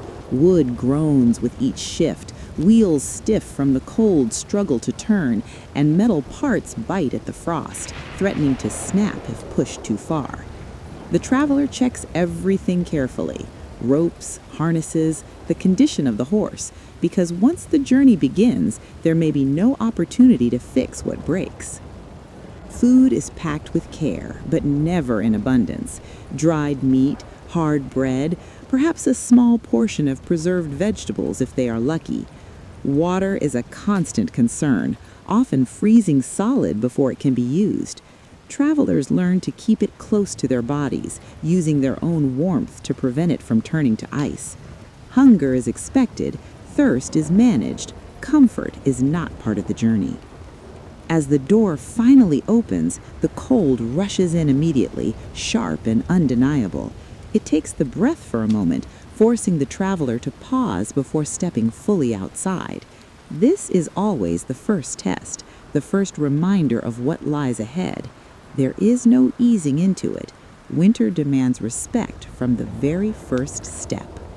The snow beneath their boots is firm, packed by days of freezing temperatures, yet still uneven. Each step must be placed with care. The sky above is pale, not yet touched by the sun, and the horizon stretches wide and empty, offering no clear sign of what the day will bring. In the 1800s, there are no forecasts, no warnings beyond instinct and experience. The weather is read in the clouds, in the wind, in the way the air feels against the skin. The journey begins quietly, a slow movement forward, the creak of wood, the steady rhythm of hooves pressing into snow. There is no rush, because rushing leads to mistakes, and mistakes in winter can be costly. Travelers learn patience, not as a virtue, but as a necessity. Hours pass in a kind of stillness that feels almost timeless. The landscape rarely changes. Trees stand bare and skeletal, their branches reaching upward like frozen fingers. Fields stretch wide and open, covered in untouched snow that reflects what little light the sky provides. Occasionally, the path narrows, winding through forests where the cold feels even deeper, trapped between the trunks and shadows. The cold itself is not always immediate pain. At first, it is a quiet presence, a constant pressure. But over time, it seeps deeper, numbing fingers, stiffening joints, slowing thought. The traveler must remain aware, must move their hands, must adjust their clothing, must fight against the stillness that winter tries to impose. There are moments when the wind rises suddenly, without warning, sweeping across the land with a force that seems almost alive. Snow lifts from the ground, swirling through the air, blurring the path ahead. Visibility drops, and direction becomes uncertain. In these moments, travelers rely on memory, on landmarks barely visible, on instinct built from experience. Sometimes the journey must pause, not for rest, but for survival. A traveler may stop to adjust the horse, to check the wagon, to simply regain warmth before continuing. Fires are difficult to build in such conditions, requiring dry wood that is often hard to find. Even when a fire is lit, it offers only brief comfort, its warmth quickly stolen by the surrounding cold. As the daylight slowly begins to fade, the true challenge of winter travel reveals itself. Darkness comes early, and with it, temperatures drop even further. The world becomes quieter, more isolated. Every sound carries further, yet feels more distant. The traveler must decide whether to continue or to find shelter, knowing that both choices carry their own risks. Shelter, if it can be found, is rarely ideal. An abandoned cabin, a dense cluster of trees, even a simple windbreak made from the wagon itself can mean the difference between endurance and danger. The traveler works quickly, using what little light remains to prepare for the night. And as the first stars appear, sharp and clear in the cold sky, the journey pauses, not because it is complete, but because winter demands it. The traveler settles into a restless stillness, knowing that tomorrow will bring the same cold, the same uncertainty, and the same slow, steady push forward through a world that offers no easy path. Night does not arrive gently in the winter of the 1800s. It settles in quickly, like a heavy curtain drawn across the sky, cutting away what little warmth the day had offered. The last traces of light fade behind a horizon buried in snow, and with it, the temperature drops even further, pressing into the earth with a quiet, relentless force. For the traveler, night is not simply a time of rest. It is a test of endurance, patience, and careful preparation. The wind begins to shift as darkness deepens, no longer drifting lazily across the land, but moving with purpose, threading itself through trees, across open fields, and into every exposed corner. It carries with it fine particles of snow, sharp as sand against the skin, stinging wherever they land. The traveler pulls their coat tighter, adjusting layers already stiff with frost, knowing that even the smallest exposure can quickly become dangerous. Finding a place to stop is never simple. The land offers little in the way of comfort. A stand of trees may provide some shelter from the wind, their trunks breaking its force just enough to make a difference. If fortune allows, there may be the remains of an old structure, an abandoned cabin, a collapsed barn, something left behind by others who once traveled these same paths. These places are not safe in the way modern shelter is safe, but they are enough. The wagon, if there is one, becomes part of the shelter. Turned carefully to block the wind, its wooden frame serves as a barrier, creating a small pocket where the cold is slightly less severe. Blankets are layered thickly, not for comfort, but for survival. The horse is tended to first, always. Its strength is essential for the journey ahead, and without it, the traveler's chances grow far more uncertain. Snow is brushed from its back, its harness loosened, its breath watched carefully in the dim light. Fire is the next priority, though it is never guaranteed.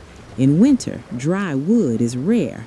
What can be found is often damp, buried beneath layers of snow, reluctant to catch flame. The traveler works slowly, hands stiff and clumsy, striking flint or coaxing a spark into life. When the fire finally takes hold, it is small, fragile, flickering uncertainly against the vast cold that surrounds it. Its warmth is immediate but limited. It reaches only so far, touching the face, the hands, the edges of clothing, while the rest of the body remains wrapped in cold. Still, it is enough to restore a sense of control, a brief moment where the traveler is not entirely at the mercy of the night. Shadows dance against the snow, stretching and shifting with each movement of the flame, creating a world that feels both alive and distant. Food is taken sparingly.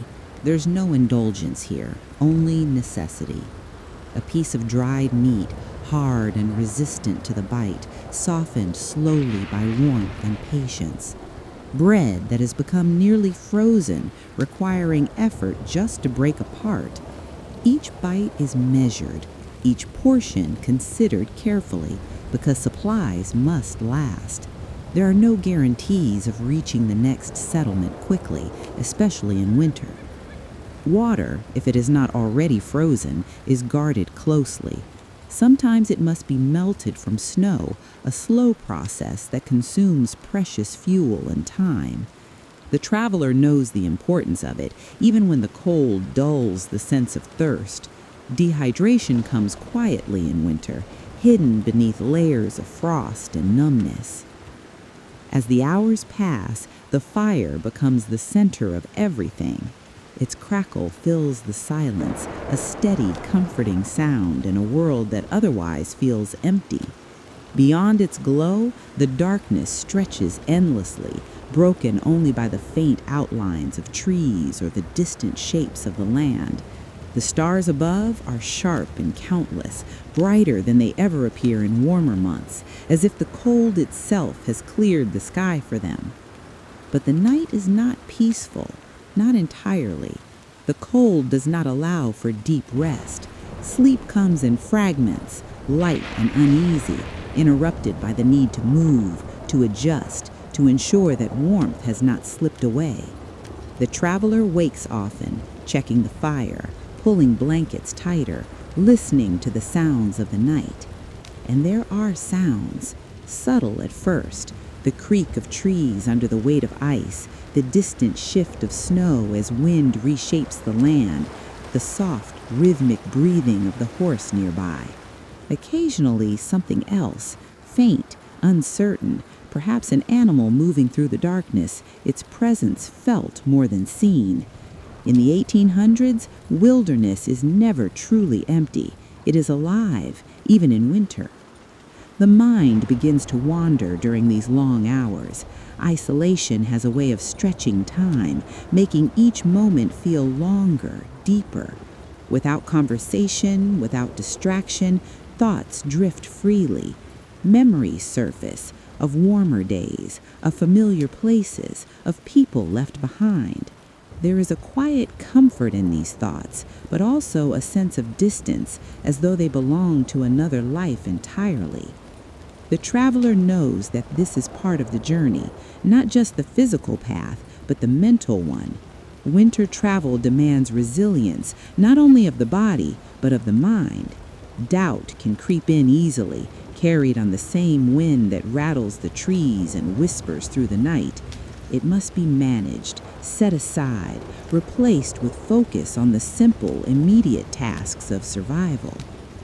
At times, the fire begins to fade, its light dimming as fuel runs low. This is when the traveler must act quickly, gathering what little wood can be found, feeding the flame, protecting it from the wind. Letting it die completely can mean starting again from nothing, a difficult and uncertain task in the cold. The hours stretch on, marked not by clocks, but by the slow movement of the stars across the sky. Time feels different here, less structured, more fluid.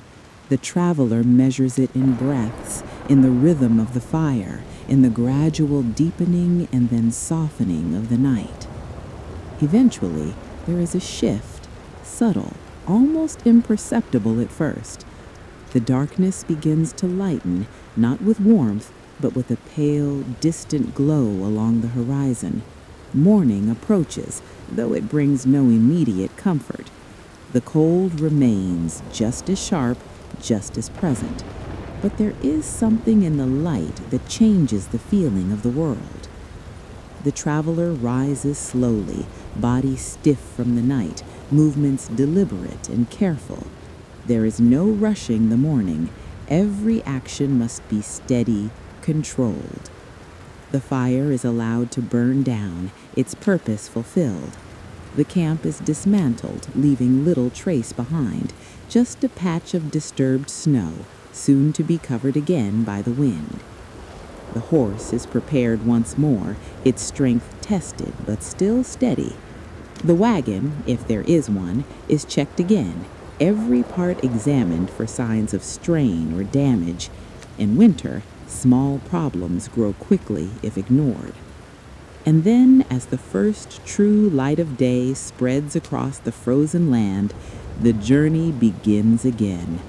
There is no grand moment, no sense of triumph, just a quiet continuation, a steady push forward into another day of cold, distance, and endurance.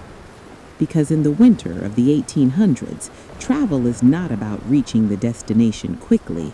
It is about continuing one careful step at a time through a world that demands patience, strength, and unwavering resolve. The morning light, pale and fragile, barely warms the frozen land. The traveler sets out again, each step a careful negotiation with snow that shifts underfoot. The wagon wheels groan as they roll over frozen ruts, the horse's hooves clattering sharply against the hard surface. Winter has a way of slowing everything down, making even a short distance feel like a long march across a vast, silent world. By mid-morning, clouds gather quickly, gray and heavy, pressing down from the sky. The wind picks up again, carrying with it the first hints of a snowstorm. Tiny flakes fall at first, almost delicate, but soon they swirl violently, whipped by gusts that strike from every direction. Visibility drops rapidly. The familiar shapes of trees, fences, or distant hills vanish as though swallowed by the storm. The traveler leans into the wind, keeping a firm grip on the reins, every sense alert to the shifting landscape. Snowstorms are not merely an inconvenience, they are a challenge to life itself. The cold deepens, penetrating layers of clothing, stiffening muscles and numbing fingers and toes. The wind bites at exposed skin with an almost personal ferocity, forcing the traveler to shield face and eyes. In such conditions, moving forward is exhausting and mistakes can be costly.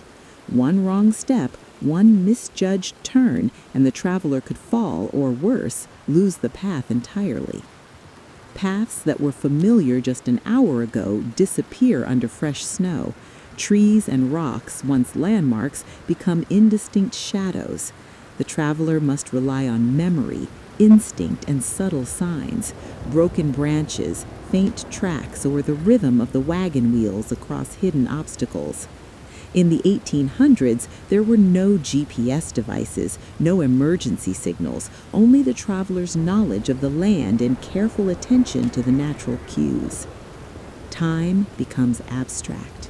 The storm distorts it, compressing hours into moments of focus and effort.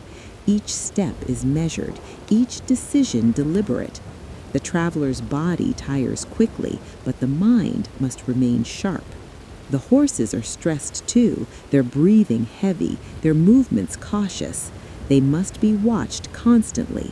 A misstep could break a leg or overturn the wagon, turning a manageable journey into a crisis. Crossing frozen rivers is a particularly delicate matter. The ice may appear solid, glinting faintly beneath a thin layer of snow, but the traveler knows better. Every crossing requires testing the surface, probing with poles or even feet to ensure that it will hold. The sound of cracking ice is terrifying, sharp, and unpredictable, and it demands immediate action. Some rivers must be avoided entirely, requiring a longer, more exhausting detour. Encounters with other travelers are rare but memorable. A lone hunter, a merchant with a heavily loaded wagon, or a family attempting to reach a distant town, all are moving carefully, just as aware of the dangers of winter travel.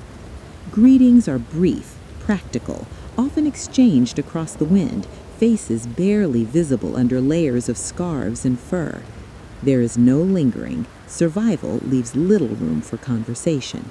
Food and water are constant concerns during storms. Snow may provide a source of water, but it requires fuel to melt, and fuel may be scarce.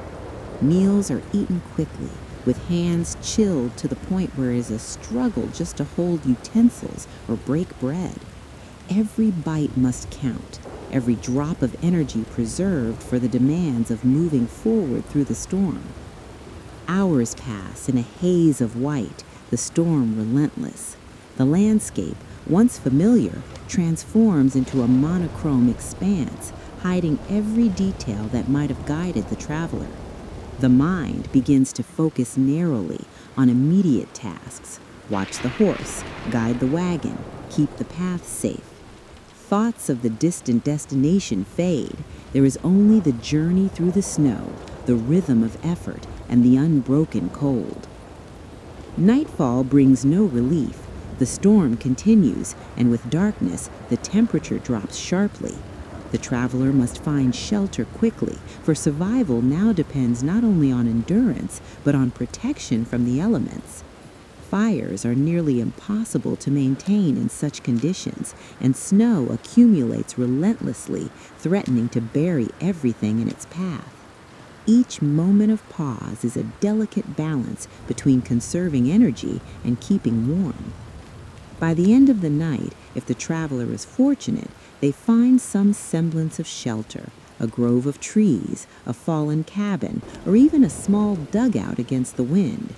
The fire, if it can be lit, offers a small island of warmth in the frozen world.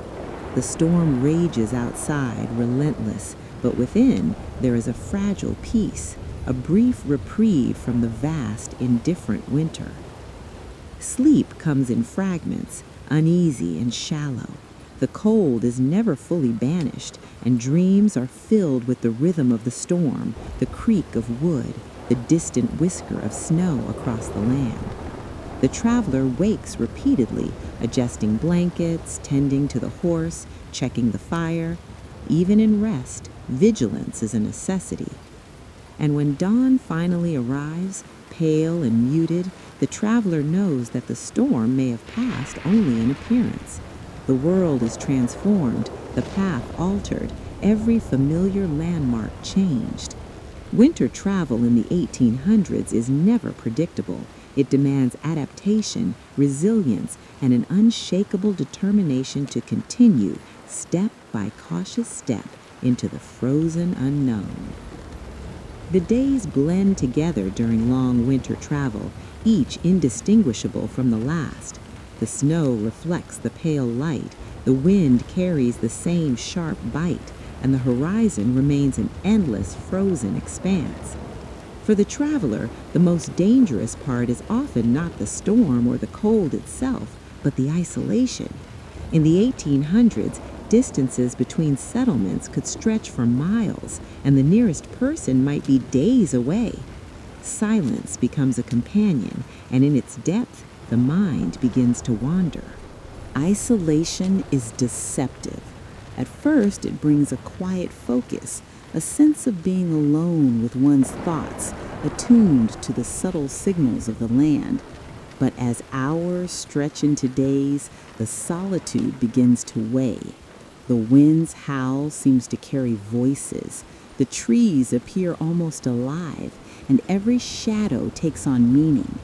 Travelers must learn to distinguish between imagination and reality, to recognize the natural sounds of the wilderness and not let fear dictate their actions. Maintaining mental clarity is as vital as keeping the fire burning. The body, too, feels the relentlessness of winter. Frostbite is a constant threat, creeping along fingers, toes, and exposed skin. The traveler checks hands and feet repeatedly, rubbing them to restore circulation, warming them against the body when possible. Pain arrives silently at first, a tingling, a numbness, but can quickly escalate to a dangerous loss of sensation. Muscles stiffen, joints ache, and the cold becomes an unyielding companion, pressing against every movement. Simple tasks, tying a harness, adjusting blankets, lifting firewood, become exercises in patience and endurance. Illness is a constant shadow. Cold, damp conditions weaken the immune system, making coughs, fevers, or exhaustion far more dangerous than they might be in warmer seasons. There is no doctor to call, no medicine beyond what is carried in a traveler's bag. Herbs, teas, and rest are the only remedies, and their effects are limited. Every decision must account for the fragility of the body. The traveler cannot afford to overexert, nor can they pause indefinitely. Wildlife adds both wonder and danger to the journey. Tracks in the snow reveal the presence of wolves, foxes, and other predators, silent observers of the human struggle. Occasionally, a deer or elk crosses the path, a reminder of the world's abundance even in winter, but also of the difficulty of obtaining sustenance. Hunting is a challenge. Cold hands make handling tools harder, and snow masks tracks and scents. Each successful hunt is a small triumph, a crucial replenishment of food and morale. Travelers must be vigilant, always, even in seemingly calm conditions. Snow can conceal thin ice, hidden ditches, or treacherous slopes. A false step can lead to injury or worse, leaving the traveler stranded in a world where help is far away. Every crossing, every path, every movement requires calculation and attention, a constant awareness of the environment's merciless rules. Sleep remains brief and fragmented. Fires are small, conserving precious wood, and the cold often penetrates the layers of blankets and furs. Even in sleep, the traveler dreams of the frozen landscape, paths disappearing under snow, distant mountains shifting in gray light, the endless wind that presses against the world. Dreams mix with reality, creating a sense of continuous travel, a reminder that the journey is never truly paused. Despite these hardships, there are moments of quiet beauty. Sunlight glints across the snow, turning it into a field of diamonds. Icicles hang from branches, delicate and perfect. Tracks of animals form intricate patterns, telling stories of life persisting even in the harshest conditions. These moments are fleeting, yet they sustain the traveler, a reminder that the winter world is not only cruel, but astonishingly alive. The traveler moves forward with measured patience, understanding that every day survived is a small victory. The journey is not measured in miles alone, but in endurance, physical, mental, and emotional. Each step taken, each night endured, each fire kept alive is a testament to human resilience. By the end of another day, when twilight falls, the traveler searches for shelter once more. Fires are lit, meals are eaten with care, and the body is wrapped against the cold. The wilderness remains vast and indifferent, but the traveler has carved a temporary space of warmth and safety, a small victory against the relentless winter. And as night settles again, the rhythm repeats: vigilance, endurance, and quiet reflection, marking the endless cycle of winter travel in the 1800s. As the traveler ventures further into the frozen expanse, the terrain begins to change. Rolling plains give way to hills, and eventually, jagged mountains rise against the horizon, their peaks cloaked in snow and ice. Traveling through such landscapes in the 1800s is no simple task. The incline is relentless, each step heavier than the last, as deep snow slows movement and drains energy. Wagons struggle on these slopes, wheels digging into the frozen earth, and horses strain under the added weight. The mountains bring new dangers. Avalanches, sudden and terrifying, can wipe out a path in seconds, burying everything beneath tons of snow. Travelers learn to read the slopes carefully, the texture of the snow, the presence of cracks, the angle of the incline. Silence is often the best precaution. Loud noises or hurried movement can trigger hidden slides. Survival depends on observation, experience, and sometimes sheer luck. Blizzards in the mountains are particularly cruel. The wind whips through valleys, funneling snow into dizzying spirals, while temperatures plummet to extremes that threaten frostbite in moments. Visibility disappears almost entirely, leaving travelers disoriented, unable to distinguish one slope from another. Progress slows to a crawl, measured in careful steps, with every decision carrying heightened risk. For those traveling with companions, winter survival takes on a communal dimension. Families or groups of travelers must coordinate constantly, sharing resources and responsibilities. Fires are built larger, meals are rationed carefully, and attention is given to each member's well-being. Fatigue spreads quickly through a group, and the slow pace of winter travel tests patience as much as endurance. Arguments may flare, but cooperation is essential. Even one person incapacitated by cold or injury could endanger everyone. Communication in the snow is limited. Voices carry strangely, sometimes muffled by the storm, sometimes amplified by the wind. Signals must be simple, gestures, bell sounds, or quick calls, because staying together is paramount. Horses and pack animals must also be managed collectively, ensuring that no one becomes separated in the vast white landscape. The psychological weight of winter travel grows heavier with each passing day. The monotony of snow-covered plains, the sameness of frozen forests, and the slow, painstaking march over hills can wear on the mind. Travelers may feel hopelessness creeping in, a sense that the journey has no end. Maintaining focus becomes an act of will, reminding oneself of the destination, the people waiting at journey's end, or the simple need to survive another day. Encounters with wildlife are more pronounced in the mountains. Wolves travel in packs, circling at a distance, curious but cautious. Mountain goats or deer navigate slopes with ease, a reminder of how ill-suited humans are for these conditions. Hunters attempt to capture game for food, but the deep snow and treacherous terrain make every hunt a challenge. Success brings a necessary reprieve. Failure means rationing and careful planning for the next day. Sleeping in the mountains is different than on the plains. Shelter is scarce, and wind tunnels can sweep through valleys, making even a small cabin or rock formation inadequate. Fires are precious and difficult to maintain. Blankets and furs are arranged carefully, body heat shared when traveling with companions. Even so, nights are long and bitter, often filled with restlessness as the wind howls through trees or snow shifts with the weight of ice above. Despite the hardship, the traveler learns to move with the winter, not against it. Each slope ascended, each frozen river crossed, each blizzard endured is a lesson in patience and resilience.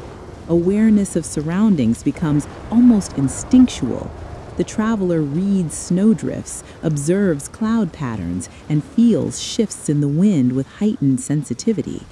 Winter demands constant engagement with the environment, and survival depends on the careful balance between caution and progress. By the end of another grueling day, when twilight softens the landscape into muted grays and whites, the traveler finds temporary respite. The group huddles together, tending fires, sharing meager rations, and guarding each other against the cold. Conversation is rare but precious, often soft words of reassurance or shared memories to sustain morale.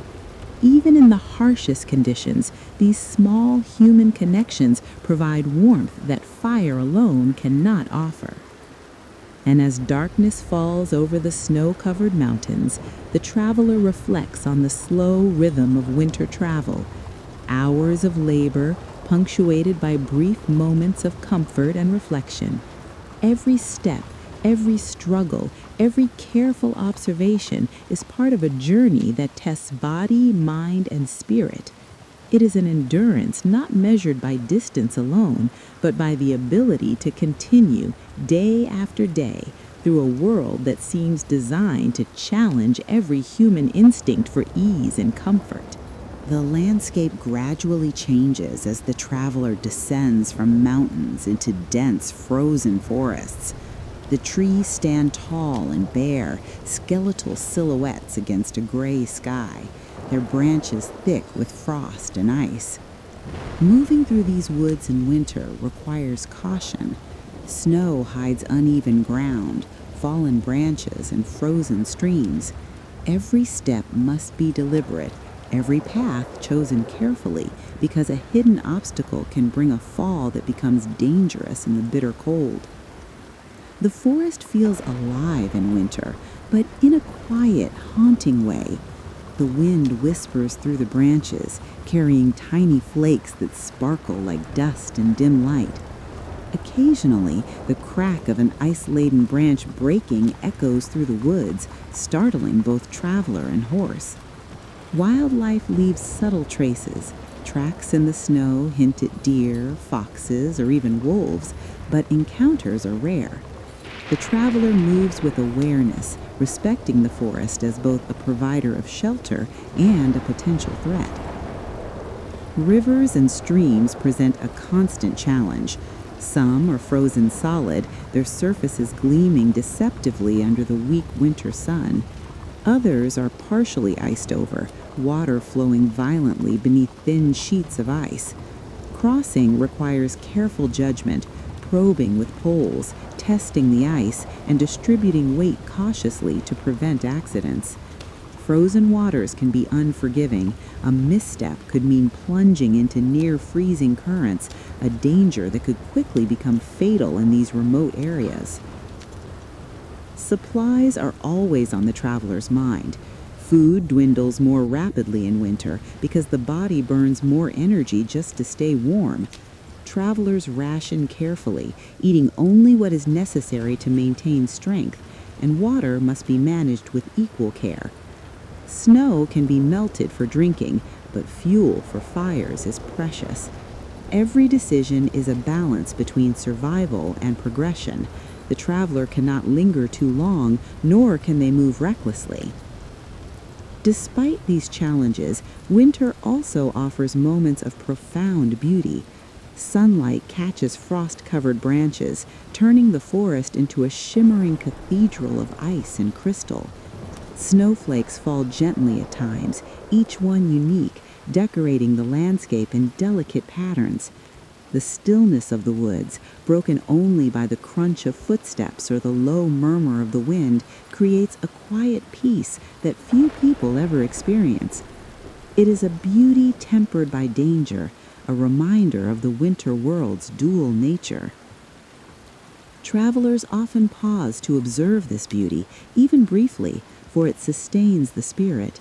A frozen waterfall, a clearing where sunlight glints off untouched snow, or the faint tracks of an animal moving silently through the forest, all are reminders that life continues, even in the harshest season. These moments become small mental refuges, helping the traveler maintain focus and hope. As the day wears on, the traveler prepares to cross larger rivers or small lakes. These frozen expanses are particularly treacherous. Ice thickness varies dramatically, hidden beneath fresh snow or painted by wind into thin, deceptive layers.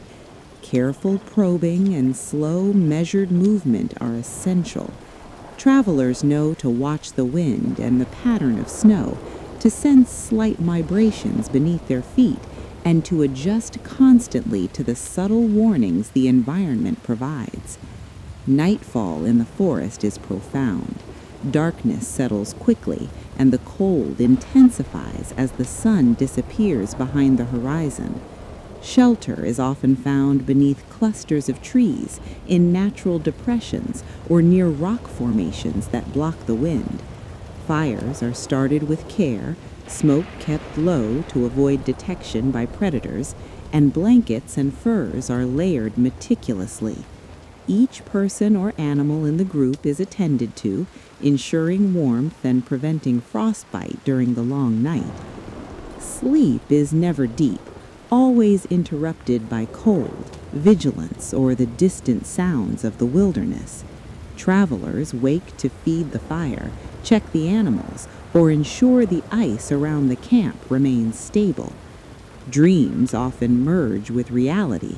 Visions of endless snow, towering trees, and frozen rivers continue even in moments of rest, a reflection of the constant engagement the traveler has with the winter world. Yet, amid the hardship, there is a rhythm. Step by step, hour by hour, the traveler moves through forests, across rivers, and along frozen paths. Winter teaches patience, attentiveness, and respect for the environment. It demands resilience, not only of the body, but of the mind and spirit. And in the quiet moments of awe, when sunlight glints off frost, or a lone deer pauses to observe the human presence, the traveler is reminded of why enduring such a harsh journey can also bring profound reward. As the traveler continues through the frozen wilderness, winter reveals dangers that are not always obvious at first glance. Thin ice, hidden crevices, and patches of treacherous snow demand constant vigilance. A river that appeared solid in daylight may conceal a weak spot, a thin sheet over rushing water that could give way under the weight of wagon and horse. Even a small misstep can cascade into disaster, and travelers have learned to move deliberately, testing each surface, feeling for subtle changes in texture and sound beneath their feet. Snow can conceal more than just ice. Rocks, tree roots, and depressions are hidden until uncovered by accident, turning what should be a simple step into a painful fall or broken limb. Travelers walk with poles or sticks, probing the ground ahead, their senses heightened by months of winter experience. Awareness is survival. Inattentiveness is dangerous. The landscape demands respect, teaching lessons in patience and caution that no map or guidebook can provide. Storms, too, have a cruel way of returning when least expected. A morning of clear skies can turn into afternoon whiteouts, winds tearing across the land and snow swirling in blinding sheets. Travelers have no choice but to slow, sometimes stop entirely until conditions improve. Movement during a storm is calculated, minimal, each step weighed against risk. Fires are kept low and protected, meals are eaten quickly, and energy is conserved wherever possible. The wilderness is merciless, yet it is also rhythmical. Those who survive learn its patterns, however subtle, and move with them rather than against them. Resources dwindle more rapidly in such remote areas. Food is precious, every meal rationed with care. Meat, bread, and dried provisions are guarded as sacred, sometimes shared sparingly among companions to maintain strength for the days ahead. Water, when frozen or scarce, must be melted slowly, using careful fuel management. Firewood is gathered methodically, knowing that wasted energy or time could mean exposure to deadly cold. Each decision, from the placement of a campfire to the allocation of food, carries weighty consequences. Interactions with others are rare but deeply significant. A passing traveler or a remote homestead is both a reprieve and a risk. Travelers exchange brief information about weather or safe paths, but hospitality is cautious as winter hardships leave little room for error. Strangers can provide guidance, food, or warmth, but they can also demand resources or challenge authority in isolated lands. Every encounter requires judgment, trust balanced carefully with suspicion. Despite the unending hardship, moments of reflection offer solace. A frozen sunset casts warm shades of gold and rose across the snow, a fleeting but profound reminder that beauty persists even in adversity. Observing the tracks of animals, the subtle glint of ice, or the quiet elegance of a frost-covered branch provides mental reprieve and strengthens resolve. The traveler internalizes these moments, holding them close as reminders of endurance, patience, and the small, sustaining joys of life in winter. Perseverance becomes a constant companion. The traveler measures progress not in distance alone, but in small achievements, crossing a river safely, reaching a sheltered grove, or surviving another storm. The rhythm of winter travel, movement, vigilance, rest, observation, creates a pattern, a mental scaffolding upon which survival depends. The harsh landscape teaches humility, discipline, and resilience. Every day endured is a testament to the traveler's ability to adapt and survive. Night arrives, dark and absolute, blanketing the world in icy silence. Fires are started, meals eaten, and bodies wrapped in layers of blankets and furs. Sleep comes cautiously, broken by the need to check animals, maintain the fire, and monitor the surroundings. Even in rest, the mind remains aware of hidden dangers, the groan of ice, the whistle of wind, the faint movement in the shadows. The traveler dreams not only of home, but of paths traversed, lessons learned, and the unwavering challenge of survival. And in the quiet of that winter night, as snow continues to fall gently or storms rage relentlessly, the traveler understands the profound rhythm of life in the 1800s, one of endurance, observation, patience, and reflection. The world is harsh, but every moment of vigilance, every careful decision, every ounce of perseverance sustains life in a landscape that is as beautiful as it is unforgiving. At long last, after days and nights of snow, wind, and frozen landscapes, the traveler begins to see signs of human habitation. Smoke rises faintly above treetops, chimneys curl against the pale sky, and the distant sound of voices are hammering drifts through the air. After enduring relentless cold, hidden dangers, and endless white expanses, the sight of a settlement feels like a miracle. Relief mixes with awe. The traveler has survived, and the world of warmth, fire, and human companionship lies just ahead. The approach is slow and careful. Roads may still be icy, and snowdrifts block the usual paths. Horses are tired but resilient, their steps cautious as they navigate the final stretch. Every step toward the town is measured, a continuation of the vigilance that has carried the traveler through wilderness and storm alike. Even the familiar human environment requires care. Frozen cobblestones, slippery wooden bridges, and snow-covered alleys demand the same attention as any forest path or mountain slope. Upon entering the settlement, warmth greets the traveler immediately.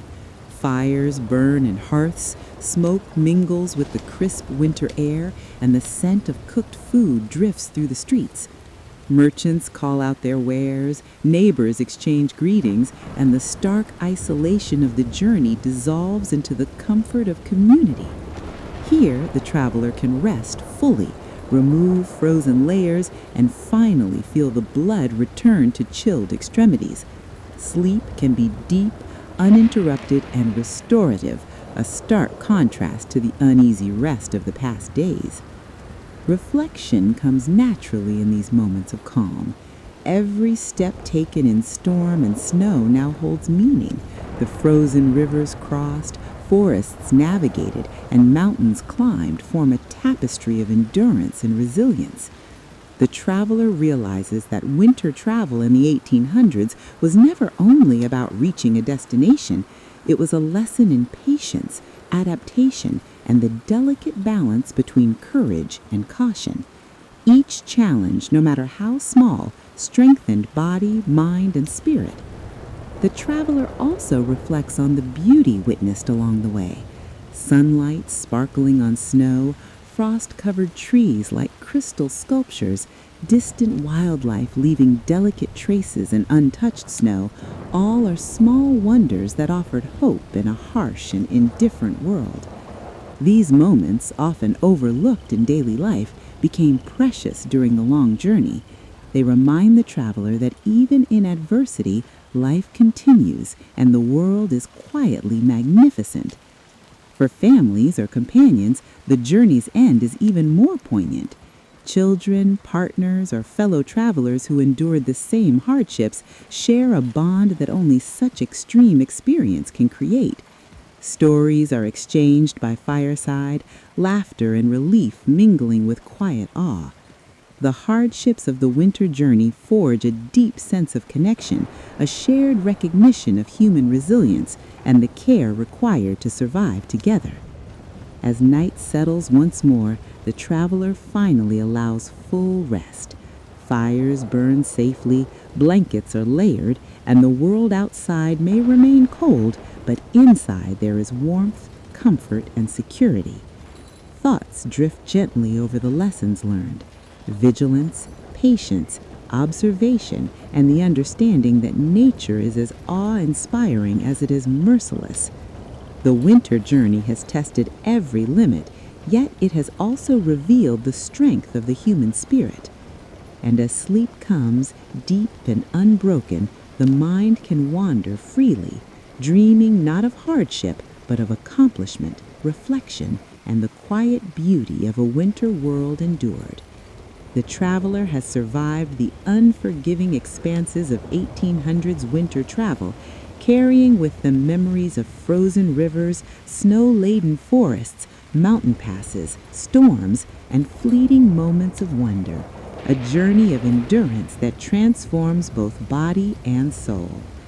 In this quiet conclusion, the traveler understands what every winter journey teaches, that survival is not simply the act of reaching the next town or the next shelter, but the careful, measured rhythm of each day, the appreciation of small beauties, and the quiet knowledge that even in the harshest conditions, life continues, hope persists, and the human spirit endures.